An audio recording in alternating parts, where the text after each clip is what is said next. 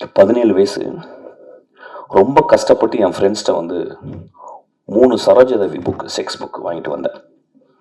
ரொம்ப கஷ்டம், அது கிடைக்கிறது ரொம்ப கஷ்டம். அது எங்கள் பெரிய அண்ணாங்கள்லாம் சொல்லி அப்படி இப்படி ஏன்னா ஒரு புக்கு படிக்கணும்னா 3 புக் வாங்கிட்டு வந்து அதை வந்து ஒழிச்சு வச்சு கிட்டத்தட்ட 1 மாதம் எங்கள் அம்மா என் வீட்டை விட்டு வெளியே போகிறதுக்கு வெயிட் பண்ணிகிட்டே இருக்கேன். எங்கள் அம்மா மார்க்கெட் போயிட்டு வருவாங்க. ஆனால் அது எடுக்க போகும், ஆனால் பயம் இருக்கும். ஒரு வேகமாக அந்த படங்களை மட்டும் பார்க்கறது, பிளாக் அண்ட் ஒயிட் படங்களை.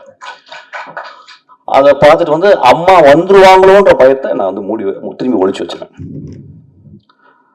ஒரு நாள் எங்கள் அம்மா, டே நான் வரக்கு ஒரு 2 ஹவர் ஆகும்டா, நான் மார்க்கெட்டு போயிட்டு ஒருத்தங்க பார்த்துட்டு வந்தான்னு சொன்னாங்க.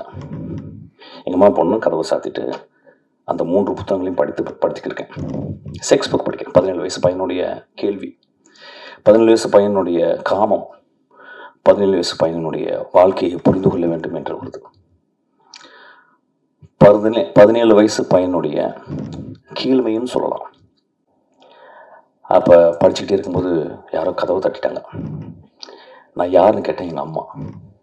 என்னன்னா பர்ஸ்லேருந்து காசு எடுத்து போக மறந்துட்டேன். நான் உடனே அந்த புத்தகம் என்ன பண்ணுன்னு தெரில. எங்கள் வீடு பெரிய வீடு, ரொம்ப வறுமையான வீடு, சின்ன வீடு, ஒரு ரூம் தான். அப்போ ஒரு டேபிள் இருந்துச்சு. டேபிள் மேலே ஒரு டைனோரா டிவி இருந்துச்சு. அந்த டேபிளுக்கு அந்த பக்கம் கேப்பில் அந்த 3 புத்தகங்களை போட்டு விட்டேன். உடம்பெல்லாம் வேர்த்துருச்சு. எங்கள் அம்மா திறந்து பார்த்து என்னடாச்சு. இல்லைம்மா எனக்கு ஒரு மாதிரி ஜுரம் அடிக்கிற மாதிரி வெளியே ஓடிட்டேன்.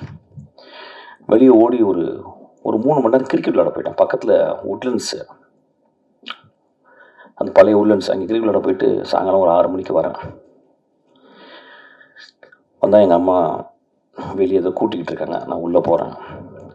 பார்த்தா எனக்கு பெரிய ஷாக்கு. அந்த 3 புத்தகம் ஏதோ கூட்டிருக்காங்க போல. உள்ளே போய் பார்த்தா அந்த 3 புத்தகம் இருக்குது. அதை எடுத்து எங்கள் அம்மா அந்த டேபிளில் வச்சு அது மேலே ஒரு சின்ன பேப்பர் வெயிட் வச்சுருந்தாங்க. எங்கள் அம்மாவை நான் பெரிய கடவுளாக பார்த்து தரணும். நண்பர்களே, இப்போ நான் ஒரு சின்ன சுச்சுவேஷனை மாற்றுறேன். அந்த 17 வயது இன்றைக்கி உங்கள் முன்னால் பேசிக்கிருக்கேன். இந்த பையன் ஒரு பெண்ணாக இருந்தால் என்ன இருக்கும் யோசிச்சு பாருங்க. அப்போ எனக்கு ஒரு சுதந்திரம், ஒரு பெண்ணுக்கு சுதந்திரம் கொடுப்போமா? எங்கள் அம்மா அநேகமாக அவளை விளக்கமாத்தால் அடித்திருப்பான்னு நினைக்கிறேன்.